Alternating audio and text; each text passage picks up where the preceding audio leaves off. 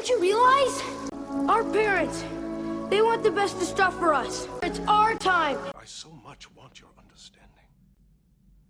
I want your respect. Oh, come on. It can't be that bad. I'll do it with you. Okay, potato chips, other salty snacks. Good advice. That doctor obviously knows what he's talking about. Butter, heavy cream, cheese. Gone? Makes a lot of sense. Alcoholic beverages. Okay, that doctor's a quack. I knew the food would be bad.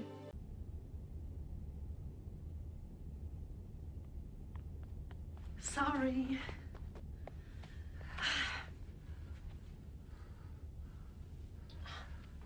You're unusually limber this morning. I'll say. And then we practiced high kicks. Watch. You! Ladies and gentlemen, welcome back to the Melt Off Podcast. I am Urza Master. Joining me, as always, Lord Uther. We are continuing our Melt Off, even though we got snow this weekend. We just came out of a pretty good blizzard and looking to keep that heat going as we melt off any of those extra pounds and the extra inches of snow. Not so much around here, but up north for sure. Lord Uther, let's do our check-ins. Where are you sitting at these days? How are you feeling? So I guess we should have gone back like everyone else should and watch our previous episode, so I knew what weight I was at that point. So I weighed myself before the show started. I'm at 216, so I think I'm down two more pounds. The goal is 205. At one point I was down to 214, but this week was spring break, and the Zepbound hasn't even been helping me, have a couple late night snacks here and there, which probably have not helped out too much. But that's one thing I've kind of noticed though too is I'll lose the weight, but I'll be in a certain range, and then I'll dip a little lower, and then I'll hit that range consistently, right? So this 216 that I'm at, I've been consistent with that, I'd say, like for the past week or so. So I feel like, okay, that's where I'm really kind of at. That 214 day, I was probably just really dehydrated or something, quite honestly, and that's what dipped me down there. So I feel like I'm at being consistent with that. I am having a side effect, which I've been kind of waiting for that to happen, but it's got nothing to do with my gut or anything like that. I'm actually getting dry skin, which you and I had kind of talked about. So, like here in my face, up here, my eyelids of all places, my hands I've been scratching. I think part of that's from, I'm also cleaning at night, so I'm wearing gloves, but I never had issues before wearing plastic gloves. Like I wasn't getting dry skin like this, so I think part of it is the Zepbound. And I did a little bit of Googling, and there is, it's a lower side effect, just a little bit of almost like a rash or a dry skin. So I think I'm kind of fitting into that low end of it. It's better than having gastrointestinal problems, quite honestly, so I'll take some dry skin. But with that being said, I'm not getting as many steps in this week again because I'm not in school, but I'm still working at night and stuff like that. I'm looking forward to the summer where I can get into a workout routine and build that up over 2.5 months and hopefully carry that into the fall, which is something I've been seeing you do, quite honestly. It's been very impressive. You've been very consistent with that. So why don't I throw it back to you and kind of fill us in with what you've been up to? Yeah, I'm pretty excited. And that all sounds good. And you're totally spot on with the dry skin thing. I mean, it's a measure of dehydration. And it's also a side effect of just your body changing. Like, you're losing the fat in your face, so like your skin sort of relaxes and starts to sag a little. I mean, quite frankly, you're just going to have some extra. And that tends to lead to some dryness, can lead to some rashing. I get it along my belly where there's a little extra skin now. And I mean, there's still belly there too. I'm not rail thin or anything, but my face, you can't really tell. The beard masks quite a bit, but there's still a little bit of a pooch right here. It's definitely tighter than it was when I was quite a bit larger because I just had poof from fat stores. But, it sucks in to a point, but then it also, you get a little bit of just, extra. And that just by virtue of being there and where the wind hits you will dry a little faster. So definitely like right here under the eyes, which, you know, it's just unavoidable. And my skin's always kind of crappy right here. But it's definitely been something I've noticed too. And the hands for sure. I know I'm dehydrated when I can like look at the salt lines on my hands. And the whole like you fall into a range and you kind of do a little bit of this, you know, any weight loss program, whether it's just diet and exercise, fad diet, whatever, Zepbound, Ozempic, you know, even bariatric, like you're going to have sort of that, you know, steady decline, but it's going to ebb and flow throughout. And sometimes it'll ebb and flow kind of, you'll fluctuate quite a bit. Water is a big part of that. I know last summer, the lowest I saw my home scale dip to was 237.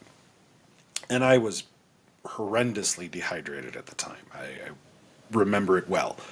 And then when I rehydrated and focused on like, you know, making sure I was getting my water in, I got, you know, basically back up, and then I kind of ratcheted up a little bit to around 250, and I've sort of stayed there within a couple of pounds pretty much the whole time. I stepped on the doctor's scale at my last appointment. I was 251, which was great because I had seen some numbers higher than that at home, and I was like, shit.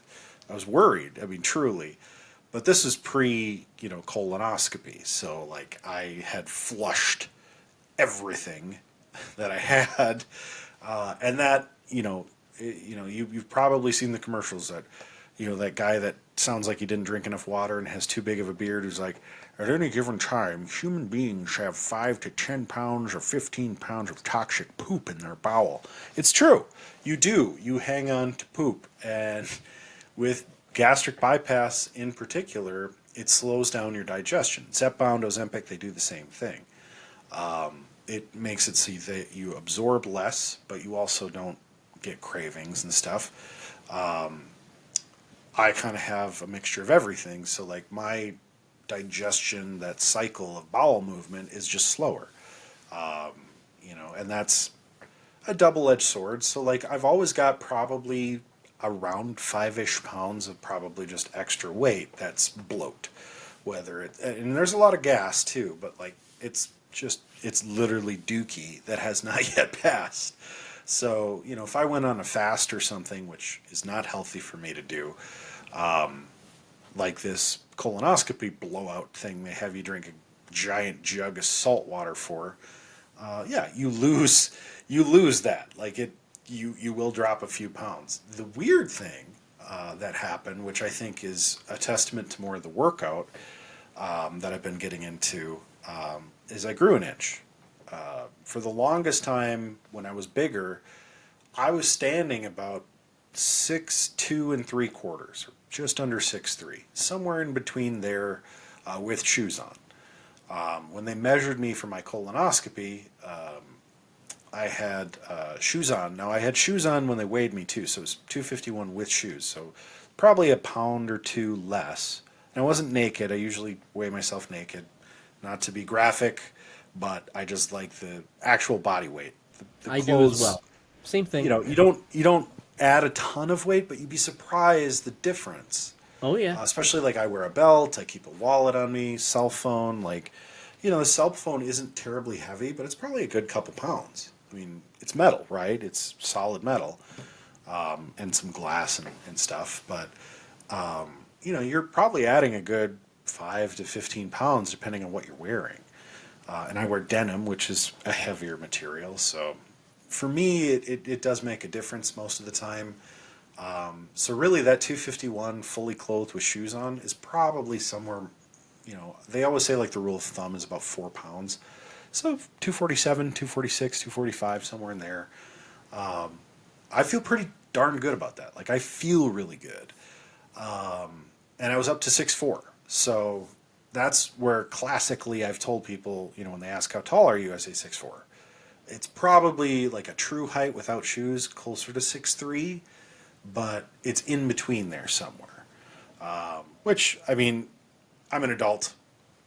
you don't stand by a measuring stick as an adult. In 5th, 6th grade, it made a big deal, but whatever. But it was cool because, I was telling the nurse, hey, I grew an inch. I must have decompressed my spine. But I've really been sticking to a pretty good gym routine. Now it's spring break this week, so took my daughter on vacation, and I have not been back to the gym in a couple of days.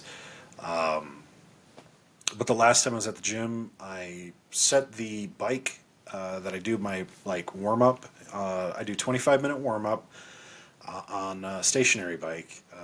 And normally I do a variable resistance throughout. I just hit the random level 2, which seems to be, not too aggressive, but it really warms up the legs. And I do a lot of leg work, so I like to keep them pretty loose. 23 minutes actually through the course, 2 minutes cool down. And I usually end up on a pace of about 4-minute mile these days. 4 minute and a few seconds, most consistently. But I set it to straight resistance of 5, which isn't huge, but it's uphill. So, it's more work than a variable for sure. But I was hitting a 3:15, 3:30 mile. And I did 6 miles my last go around, which was not a full 25 minutes. It was closer to about 15, but I did an abbreviated workout and I did more lifting this time because I was a little pressed for time that day. But I've been attacking the same basic machines every time I go. I always do the warm-up and I immediately go to the ab machine. I love that thing. It feels easy, but by the 3rd set, and I do everything a minimum 3 sets of 20. Sometimes I do 4 sets of 20 if I feel like I'm not tired enough. I kind of gauge it by how I feel, not necessarily by routine of reps, because the more reps you do, even if you're at 50% of your maximum, you're building endurance, you're building muscle strength, and it's good for you. I'm not a bodybuilder. I don't need to go max every single time. I try to do it once every couple of weeks just to see where my new max is. And I'd say my new max has gone up by about 30 pounds in every lift, minus the upper body, which I'll get to. But I focus heavily on lower body because I know that's where my strength is. Core and lower body are the big things. I work on the core mostly because I want to lose the belly. There's not a lot of the belly left. And eventually it's going to be mostly skin, but there's still enough here to grip onto that I'm I know I could lose this if I just work these abs a little harder. So I really try to do at least 70% to max. I've been going up about 10 pounds every time just to try it. But I do 3 sets of 20 abs, 4 sets of 20, again, if I really don't feel exhausted, because that's the machine I want to hit the hardest. Then I move to... I do the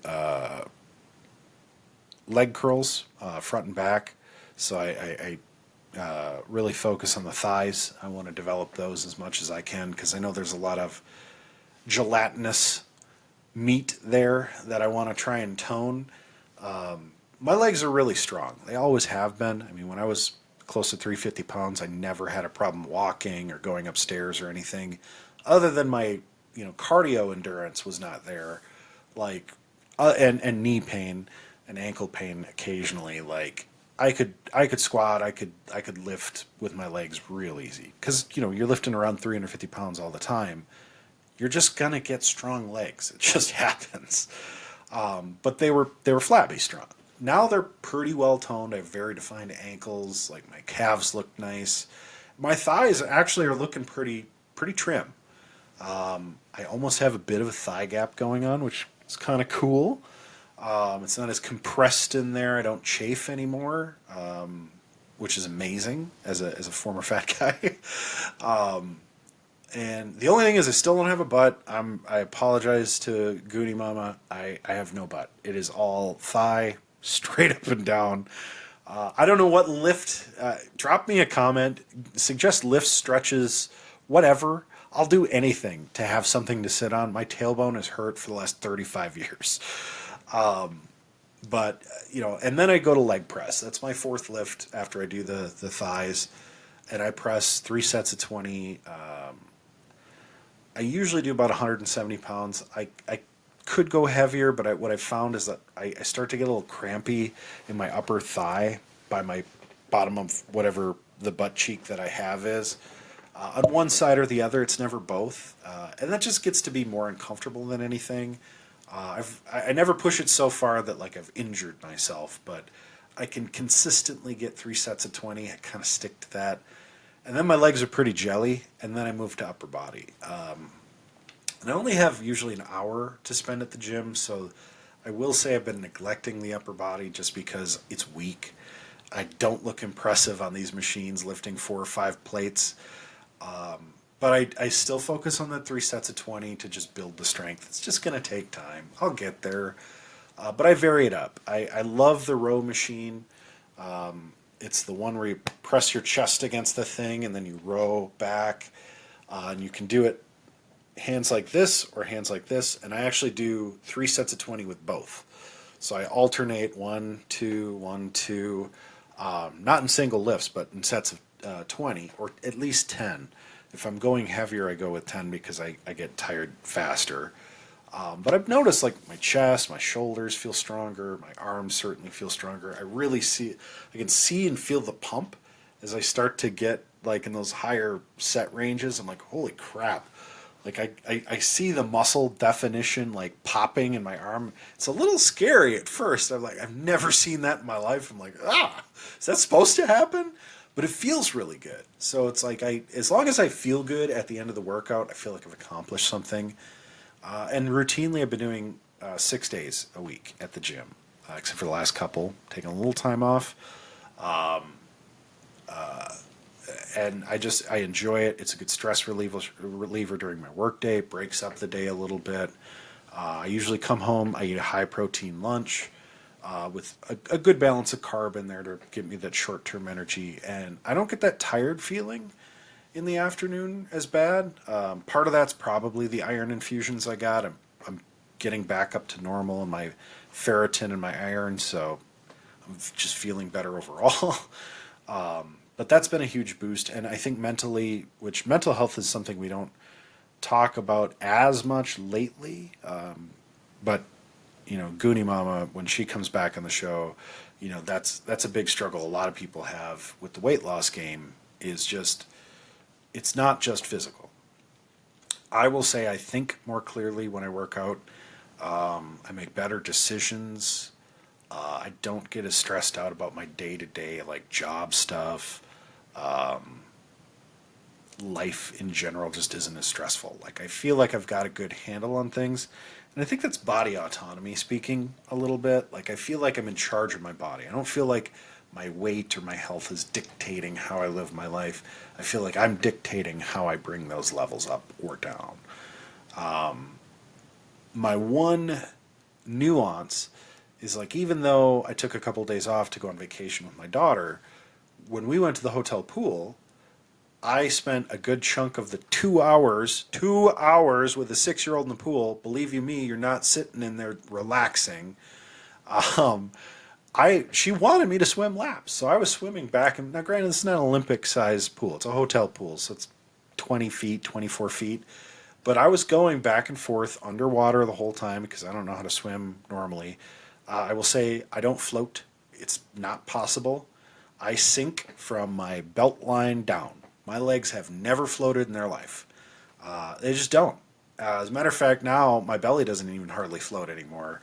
My upper body floats a little bit.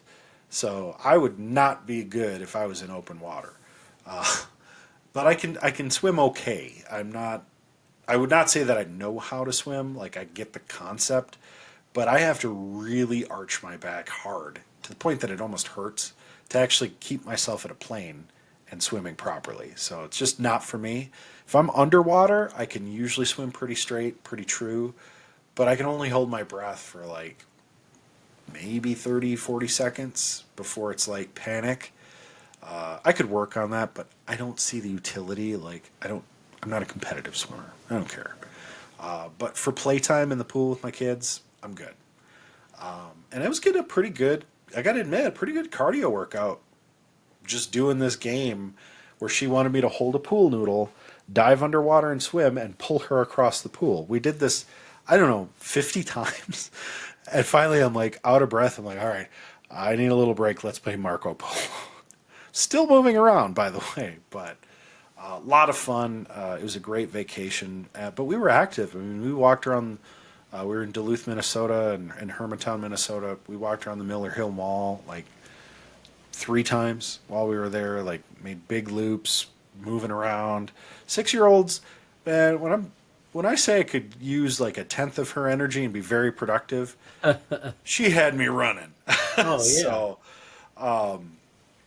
Yeah, so I don't know. I look forward, actually. I'm hoping to get back to the gym tomorrow. I was going to go today, but it was just kind of a off day. We got up late. We were kind of busy in the morning. And just, you get one of those days where it's just like, you know what? It's just not, I'm not feeling it today. Like I feel frazzled. I mean, it was an okay day. I'm not complaining.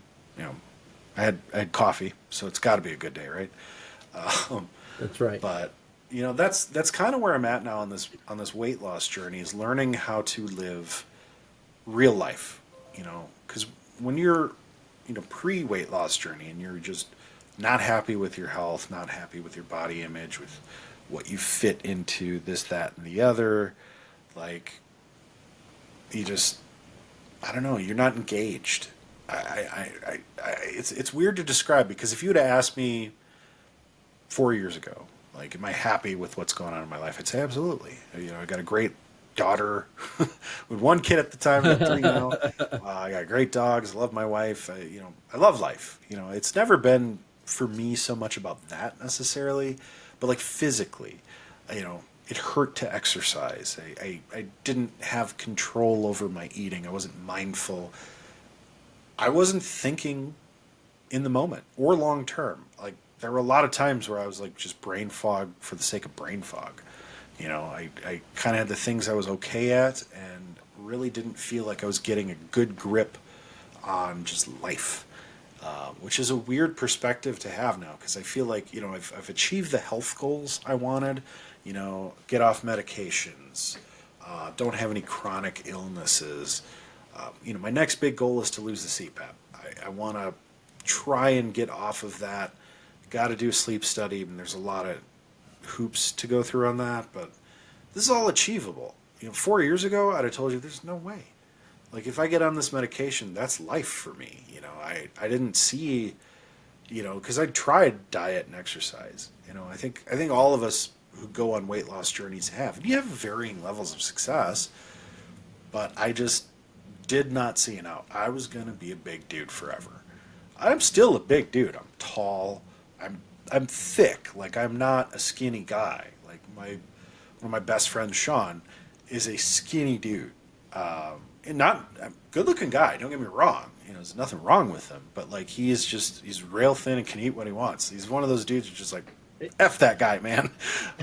But yeah, so he's like sinewy almost. Like they're always going to be like, I have a buddy, my buddy Chris is like that. Now, he also bikes, 20 miles a day and stuff like that.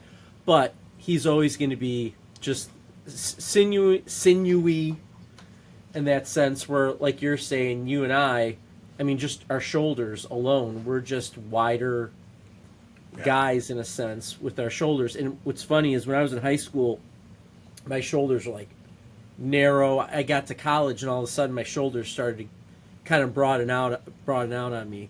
I didn't mean to cut you off with that, but no, I was just going to ask, like, I'm curious with the Zepbound, like, what are your health goals, first and foremost, but secondly, like, as you've gone into the Zepbound kind of journey, like, do you feel that you're in charge of it, or that it kind of runs you in a sense? Sure. Or do you feel like you've achieved a good balance to where, like, you've put yourself on a maybe not a line, but like a plot to get to the place you want to be in long term? And then, like, how has that changed your perspective, like, from, let's say, 2 years ago till now? Like, what I pulled out of what you said is, you said it several times, whether you realize it or not, you feel good. And you also kind of brought up the idea of being more mindful. I'm going to give you an analogy or a comparison. it's kind of like when you're in debt, and it's kind of like when you're overweight, because you're like, you know what? I'm never going to get out of debt. I'm never going to lose weight. So I'm just going to keep these habits. Who cares if I spend some money here? Who cares if I eat that donut there? Who cares if I do both and I spend the money at midnight and get 2 Domino's pizzas I'm going to knock off by myself, right? And then you start taking those steps to make progress. So monetarily for me, a few years ago, we took those steps to turn those things around. And now it's like my wife wonders what's wrong with me sometimes because I don't want to spend anything. We're going to save everything, blah, blah, blah. You know, so I've got to, and I even brought it up to, I think, to you the other day, like this idea of, or maybe it was you or my mom, it was one or the other, but the idea of we need to go on some more vacations. We need to do a few more things. We're in a really good financial position. We need to enjoy it, right? Now that I've turned this corner, I mean, I was 252, I'm down to 216. That's what, the 36-pound weight loss. And I know your weight loss is also very, very significant.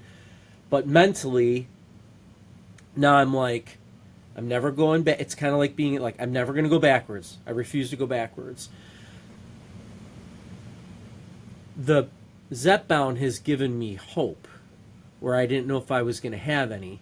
And we kind of talked before, the idea that I was pre-diabetic is what scared me. And but this has happened before where I was pre-diabetic and I kind of turned it around for a couple months and then thought, hey, it's okay. I can eat the slice of pizza, or I can eat that entire pizza if I want to. I can have some M&Ms and then slide back into the other direction. And that hasn't happened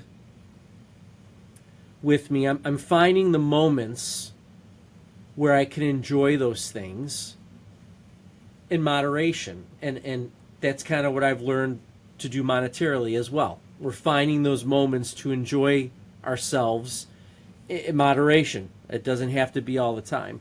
So I'm seeing those things kind of line up. You know, mentally, I think you're right. When you start moving down this path of weight loss and it becomes consistent, right? Consistency is always so important. It's key. It's key. It is key, my brother. And so as I continue to move that way now, I see more light at the end of the tunnel. Like, I feel like I've lost enough weight that if I start exercising in terms of like working out and stuff like that, I'm going to see some gains a little bit quicker and even be able to see those. To your point, I don't need to be a bodybuilder, but I would like to get that strength back. I would like to have, like you said, you know, I'm in extra large shirts now. Dude, I never thought I would be in an XL ever. I'm wearing one right now. Right. And where my belly wasn't pushing out so much that the bottom part of the shirt is like lifting up. I mean, like for me, it was embarrassing that would happen, right? Like now, I'm in an XL, and I wouldn't mind even getting down to a large maybe at one point. I don't think that'll ever happen just because of the shoulders and stuff like that. But to be in an XL for me was, I mean, I was starting to get to the point that I thought I was going to have to start wearing triple XLs. I was a steady double XL guy. And I was walking into one of my accounts the other day, and I have on my double X shirt, my double X jacket, and a pair of 38s for jeans, just because I was grabbing some work jeans that I had, and I've got the belt like pulled as tight as it can go. But I see my reflection in the glass mirror as I'm walking in, and I looked like I would see. This was kind of the fad a couple of years ago, where the kids would go out trick or treating with the like the blow up suits, and they would have the fan that would just kind of like blow them up. But there's got this little kid inside. Like, that's how I felt when I was walking up today. I'm like, or 2 days ago, I'm looking at my reflection. I'm swimming in my clothes. Yeah. Like, I need to be wearing a size down and realize, like, I don't see that myself when I put it on, and then I look in the mirror, like, I'm kind of looking at the reflection. I'm like, what am I doing? Yeah. I need some clothes. Isn't that wild? I you know, I'm also pretty routinely now buying extra large shirts. Now, the weird thing about, I don't know why they cut materials the way they do, and in the clothing industry for men and women is very bizarre. But like for me, it's more of the length of the shirt. Like I Because, fit yeah, you're into a tall. large for sure, which I never. I think I wore a large T-shirt in like the 4th grade. Is like the last time. I never thought that would happen again, but I have one, and it fits great. It's just short. Like it's not so much that the belly, like you get that belly lift where it's like, well, there's 4 inches that's like sort of shadowed. That's just belly. There's no shirt there. Right. But it's really like if that shirt was, 2 to 3 inches just longer, not necessarily wider or anything, but just longer, it'd be fine. But to get the proper length, I need like an extra large or really a 2X, which I don't care. I mean, those are common sizes. The thing is, you can go to any retailer and buy those sizes. I couldn't do that before. I had to go to Kohl's. I had to go to the clearance rack in the big and tall section. I had to get the 4XL or the 3XLT. Like, I needed that length and the width at the time. Right. And like this, what I've got on, I think this is a 3X. And it doesn't look huge on me sitting down, but like if I pull it, like, I don't know if you can see. Oh, yeah, this. look at that. There's no way, just a couple years ago, this was like skin tight. Yeah. Like, barely could tuck it in my pants and wear it as like an undershirt. And this is just an undershirt. And I'm a schlub today, so forgive me. But I had an XL on over top of this for most of the day. It's my Mean Girls shirt. It is Wednesday, and on Wednesdays we wear a pink. There you go. Love that shirt. I saw it at Target. I'm like, I have to have this. And so it's like I had an XL on over a triple X, and really the only reason I still have this shirt is because I'm cheap. Like, I refuse to just throw stuff away. It's not pitted out too bad, but no, it's just an undershirt. Who cares? Yeah, I remember years ago, I actually took, when I couldn't fit in my XL stuff anymore, and I was like, you know what, I'm just going to give this away to charity. And I said, no, I'm not going to do that. So I vacuum sealed everything. I go, one day I'm going to get into this again. I don't know how, I don't know when, but one day I got all these really cool shirts. I'm not getting rid of them. And 2 weeks ago, in my daughter's closet at the very, very bottom, there's 2 vacuum sealed bags because I had some of my clothes in her room. And I'm like, I'm taking these. I can start wearing them. I can't believe it. Clean out my drawers of some double XL stuff. And I'm like, I'm going to get rid of some of this stuff. I'm going to start wearing this again. And just, again, try to be consistent with that idea of keeping it off. Now, I haven't had any of my blood work yet. That's what I really want to see. Because I want to get off the meds. I'm still on a statin. I'm still on blood pressure medicine. I don't know if I need either of those anymore, so it's just a matter of having a day where I can go get the blood work done and Doc can kind of take a look at it. I think I said before, she doesn't know if I'll really ever be able to get off the statin because there's just a genetic thing in our family with LDL being high, but just to be able to get it down in a more normal range will obviously, that's something I'm hoping or have already done. So It'd be a huge boon. That for me was a big one. Like, I think there's a point to which, and we talk about, like, I still volunteer to go back from time to time and guest speak with the bariatric groups that are coming through, like new people coming into the program, which I love to do because men, women, all ages come through. It's really nice to see somebody who's gone through it, and you always hear the same stories.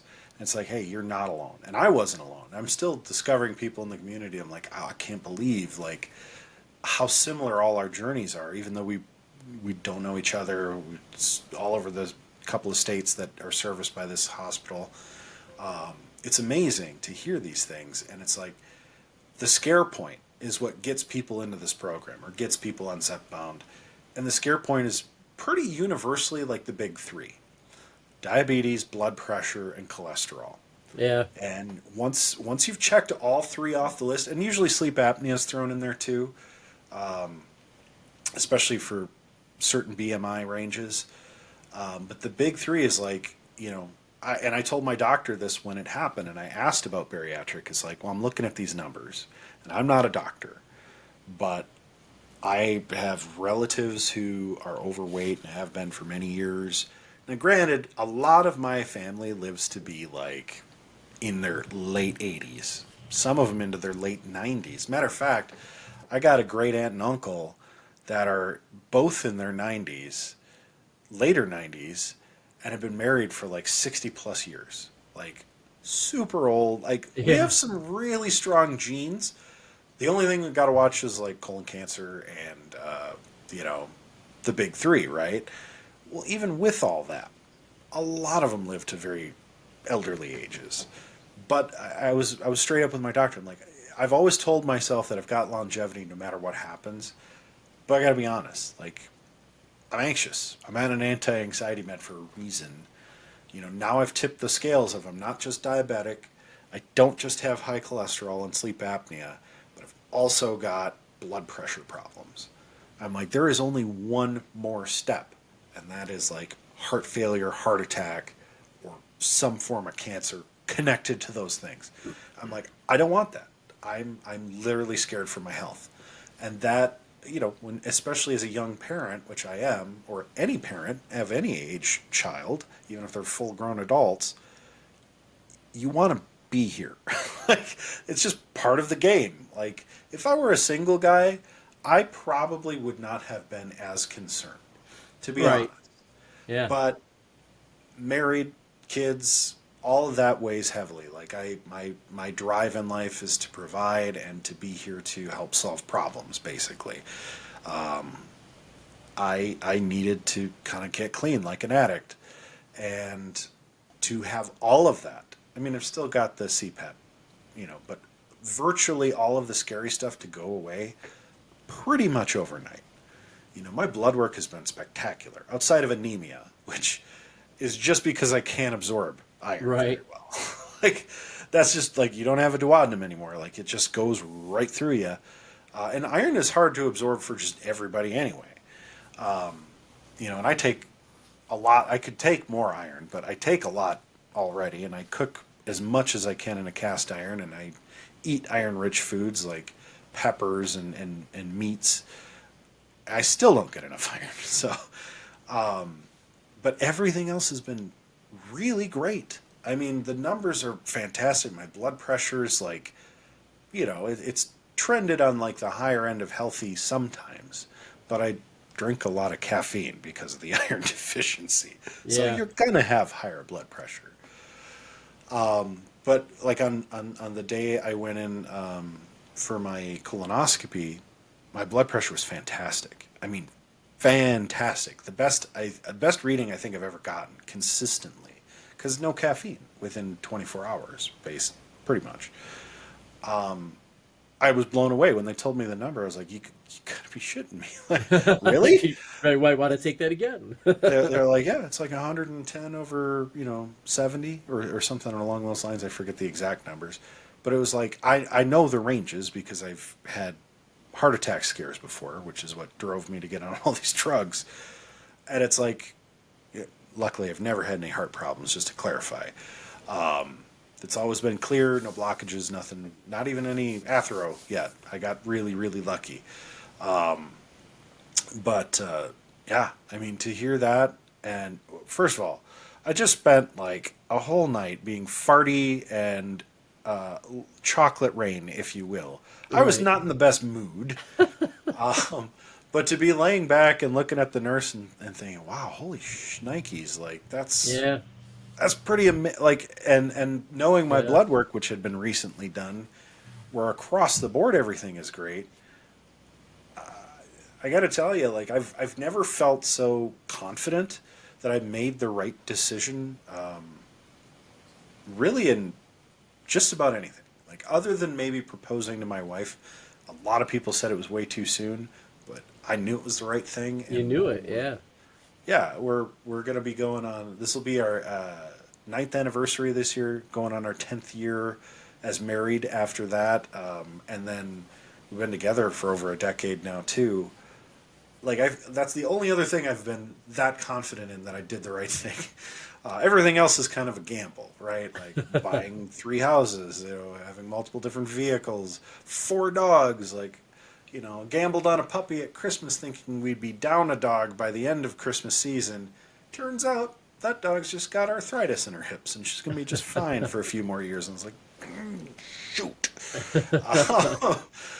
I love the dog to death. But no, I mean, it is a wild, truly a wild journey. Like,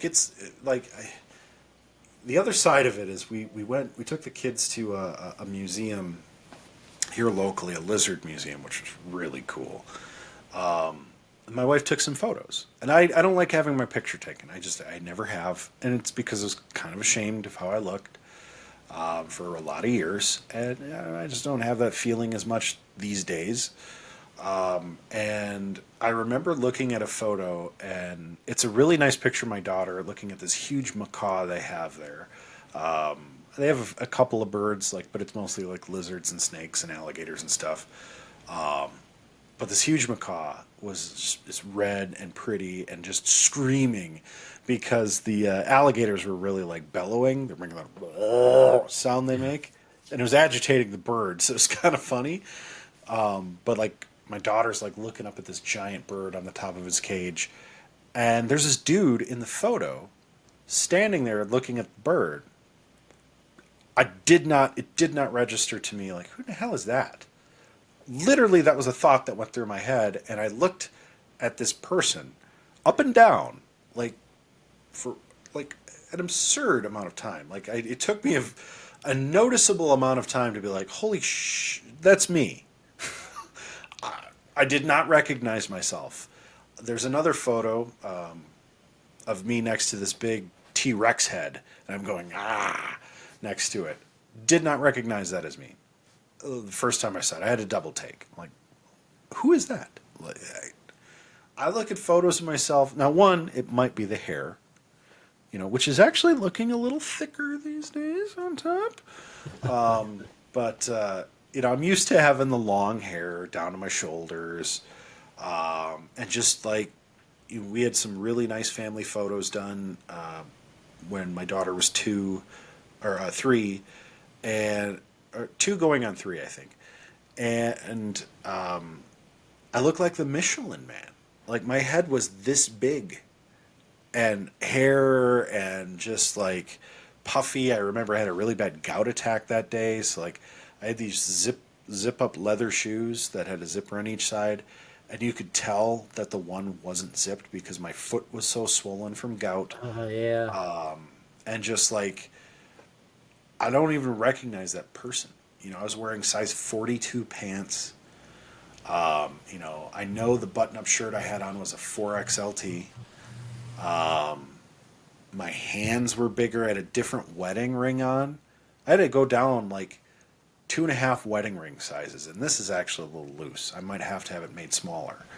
I had to buy a whole new wedding ring, which thankfully most men's bands are fairly inexpensive. I decided to treat myself on this one, get a couple of diamonds. Still pretty inexpensive. I'm not flashy. But, it's I don't even recognize. I can't even fathom wearing those clothes. I would get blown away in the wind. I'm wearing a sail. I'm in 32 jeans now. 12 pant sizes down. Yeah. Unreal. It's amazing. I mean, the belt I have on, now my wife got me kind of a nice expensive belt. Again, it's $20 instead of $8. Which is what, it's a little more than that. It's probably $40 instead of 20. But it's a magnetic belt, and it's like a ratchet strap. You just sort of ratchet it into place, and yep. It's pretty sweet. I'm this is cool, but it's tiny. When I put it into a circle by itself, I look at that, I'm like, this is smaller than a toilet seat. How does this fit around my waist? I don't get it. It doesn't make sense. I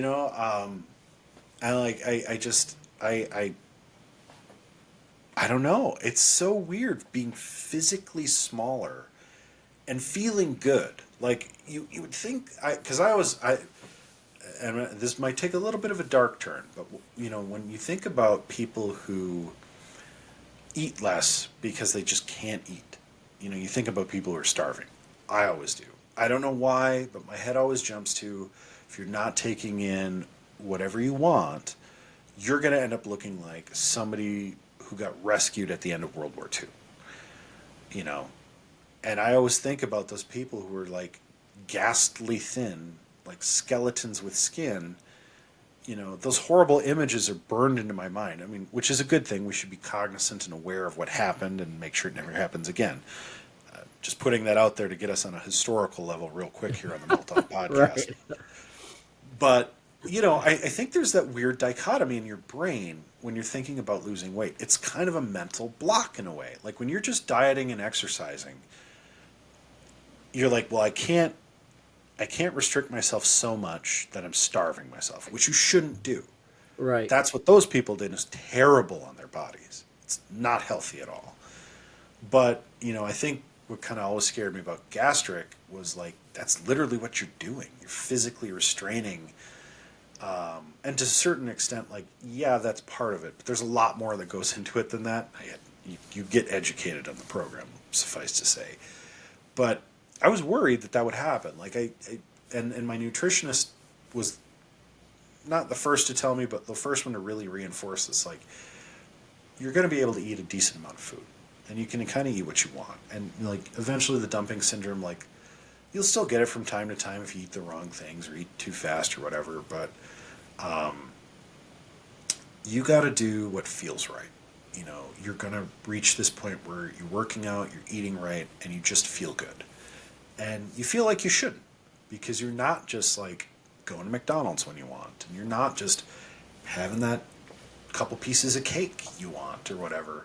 I don't even like really sweet stuff. I've lost the taste for. Like I'm not going to say I haven't eaten a piece of cake. I have, but I tend to feel sick afterwards, honestly. Like the amount of sugar and sweetness and fat is just like, it's cloying, and it's unpleasant, and it leaves me feeling like crap.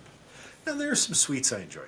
Nutty Buddies, I still get down on some Nutty Buddies. Like, I don't eat a case of them, but I might eat like a single package, like the proper serving size, Right. once in a while. And it's good to have in case my blood sugar drops. Like, it's quick, it's easy, it doesn't take up a ton of space in the pouch, and I get my sugar back up in a hurry. So like, there's some good things to it, because hypoglycemia is a thing I deal with now, which is. But you know, all that rolled into this, it's just like because I'm just about a year, like it's about a year to date from my bleed, where I was in the hospital after about 5 weeks after surgery, nearly bleeding to death. So like, this is a weird time for me. But like, being a year out from surgery and a year out from like the really wicked complications of like not following the program to a T, probably, because it was a mild, whatchamacallit, ulcer that caused the bleed in my upper GI tract. Most likely, we don't know for sure because couldn't figure it out at the time. It was dangerous to scope it, basically. You know, going from that to what I feel like today, like at the time, post-surgery, I didn't want to work out.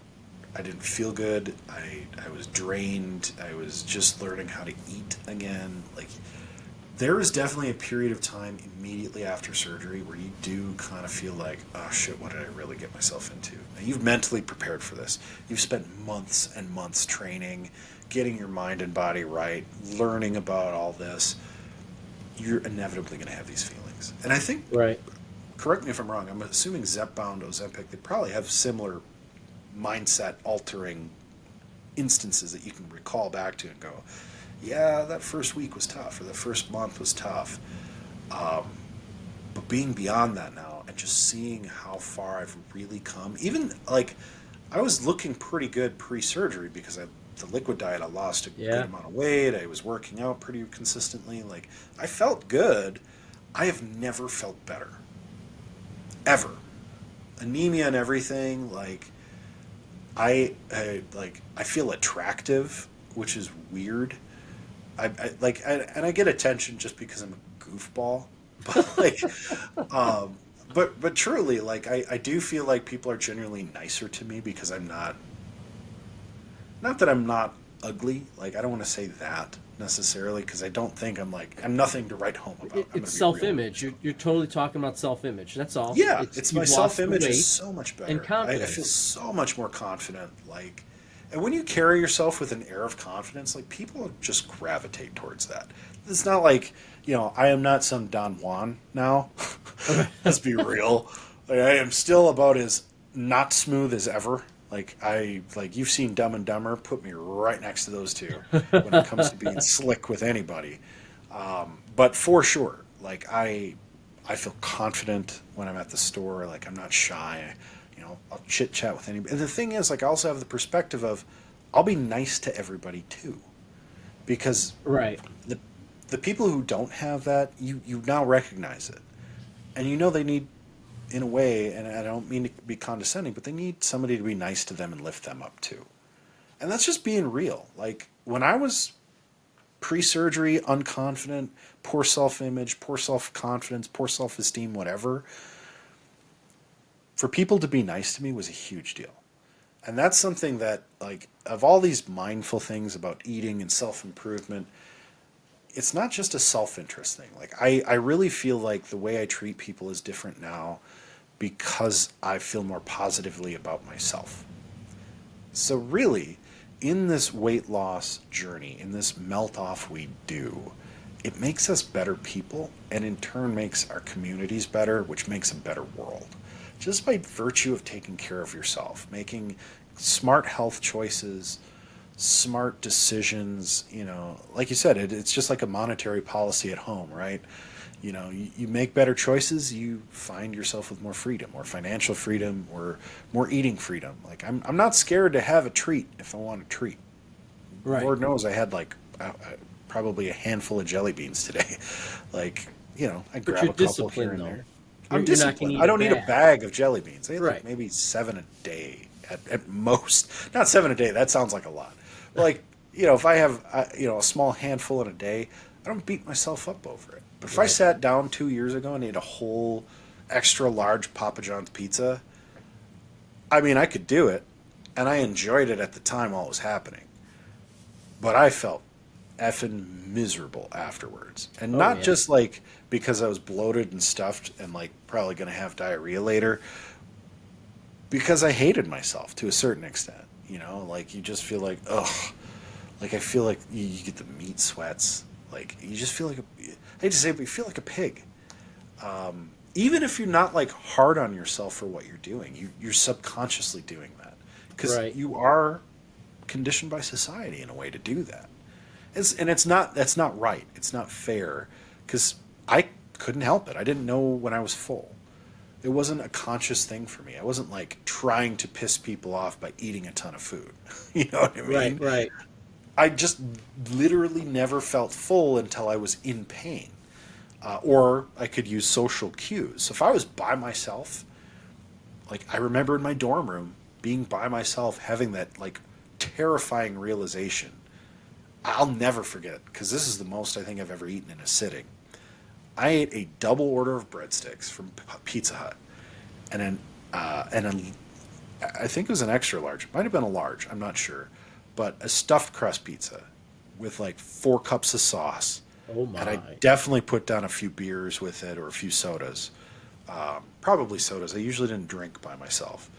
But I remember getting through all that food and being like, oh my God, I just did that by myself, Yeah. and I didn't know when to stop, and Right. that's like, and I remember being done and being like, ugh, like that, ugh, feeling like you ate too many plates at the buffet. But like, this was just me alone in my dorm. Like nobody saw, I didn't need to feel ashamed, but I was so conditioned that like I had this horrible realization, like I shouldn't do that. I shouldn't be able to do that. And that is a terrifying moment in time. And there's a few of those throughout. Yeah. I'm only 35. There's a few that I can remember like that. I can't even fathom doing stuff like that now. And it's not a judgment. Like I get where people can do that. And when people are just not conscious of the fact that these things are happening. And that's okay. Like, some people are genetically gifted or just have that drive and self-discipline. And I'm not saying that this is like a choice you're making. You just can't. For whatever reason, it doesn't matter. You need a little help. Everybody does in some form or another, whether it's Zepbound, Ozempic, gastric bypass, Weight Watchers, Noom. They still do Slim Fast, or is that a 90s thing? That might be more, yeah. I think that one faded away. I think now... Did that one fade away? I think they still do protein shakes. Yeah. I liked Slim Fast back in the day. Well, that's another story for another episode of all the diets I tried throughout the years, or that were forced upon me in some way, shape, or form. Right. But Lord Uther, I want to give you the closing thoughts here in the melt-off. Give us a glimpse into Lord Uther. Like, what do you have parallels with that kind of journey? Well, yes, and I'll tell you something that hit me the other day. I think I was driving Elijah to work, and he wanted to stop at McDonald's. And I remember we were going through the drive. He got something. I think I got a large black coffee or whatever. And he got his burrito wraps, and we're driving. I'm like, I used to stop at McDonald's every day. And I remember one time where I stopped. I had McDonald's for breakfast. I had bacon, egg, and cheese biscuit, sausage McMuffin with egg, hash brown, large Diet Coke, because like the Diet Coke was going to help. And then at lunch, I used my favorite thing to get at Burger King, double Whopper with cheese, extra onion, a chicken sandwich, fries, Diet Dr. Pepper. This was all in the same day. And then for dinner, I had Portillo's. I had a jumbo hot dog with everything, a jumbo chili dog, and I ate a half of a beef. And I'm like, I can't believe I did that. It's like what you're talking about. Like, I can't believe I did that in one day. Or when we were working at night, getting home late, we'd hit McDonald's, we'd hit Taco Bell, and I'm just sitting there going, how did I eat that food all the time? Like, even if I wasn't eating out 3 times a day, how was I eating it every day? And I'm wondering why I was not feeling well. And to your point as well, the brain fog is completely gone that I used to have. Completely gone. I'm more aware, especially I'm older than you. Everyone knows, I'm 51, so I'm waiting for those mental lapses to begin. But not having that carby brain fog that's definitely gone too. But I just thinking, eating all that fast food, all that stuff that they put into it, minus the carbs. I mean, being away from that for so long, again, I don't know how I did it. But like we keep saying, for everyone out there, because I got a friend that's going to start on Zepbound, and I got a friend that has been on Ozempic. He's actually lost, I think, 40-plus pounds since he's been on Ozempic. Wow, but, great. Gotta do what works for you, and I think not be embarrassed by it either. I think there's people that are shaming people that are using a Zepbound or an Ozempic. Hey, you can shame me all you want. I feel so much better, and it's getting me on the right path. I do what's best for me. You do what's best for you. And it is what it is. And I'm looking, because you were talking about how it's been a year for you. It's been 3 months for me that I've been on the Zepbound. I took my first shot on the 27th. Wow, so, that's awesome. Yeah, and the turnaround that's happened, and now I want to, my goal is, and I've said this before, my goal is to wean myself off of it. That's right. In the next year, that's my overall goal, is to be off of it at some point. And my doctor felt the same way, and she's like, if something happens, we can always go back on it. She's like, I'm on board 100%. So when your healthcare provider is working with you too, and she's very frustrated because my insurance isn't covering it. That's a whole nother story. We should have that conversation at some point about insurance. Oh, for sure. But, we, as a family, we made the decision that if this is important for everybody. And so just keep on keeping on. Love it. Yeah, no, I think that's awesome. I'm so happy for your success. You can see it in your face, your demeanor. I mean, I think we're both just happier people since we've made these journeys, and you're 3 months in. I mean, in a year's time from that first shot, man, you're going to see a world of difference. I mean, even if the number on the scale doesn't shift all that much, like your body, your health is going to be The one thing I really want to encourage people to do is to take pictures. And I don't know if I sent it to you and Aaron, but my December 27th, and then like I sent you a January picture, and then I sent you a current one. And I was also taking side pictures of myself, and then straight on, and then obviously face pictures. Talk about a motivator, because when you see that first step, I remember seeing, I was like, oh, I have, like, my belly was small. My belly was poofy, but not as poofy as before. And then, like a week later, I'm like, oh, it's even less poofy. Like it was going down. Now it's just like you, it's not completely gone, but good Lord. Yeah. From December 27th to now, it's like it's a miracle. It's incredible what it's done. Yeah. So take pictures, people. Track the progress that way too. I think it's another great point. The scale is the scale, and then we all know as you gain muscle, the scale might not say that. I think taking those pictures really helps you see what's happening. It's like when I talked about seeing my reflection in that glass door. Holy cow! Like the change. So yeah, my last piece of advice. And I think that's a good thing to leave off on, is just the scale.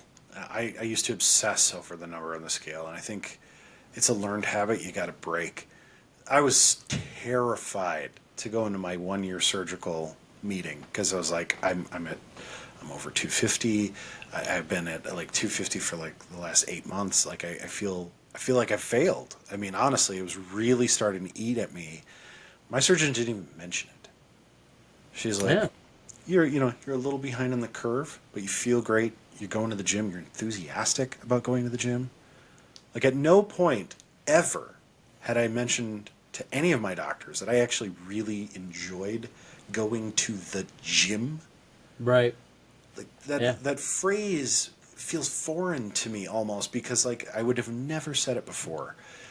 And just my appearance, my demeanor, everything, she's just like, you are on track. No judgments, not upset with me. I was terrified. I was really like, I don't know why, because she's like a super nice person.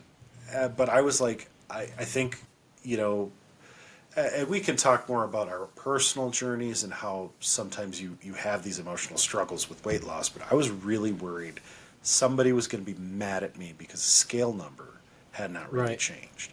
But the truth is, I'm lifting. I'm active. I'm building muscle that I've probably never had, or really leaning out and adding, sinew to muscles that were established, especially my legs.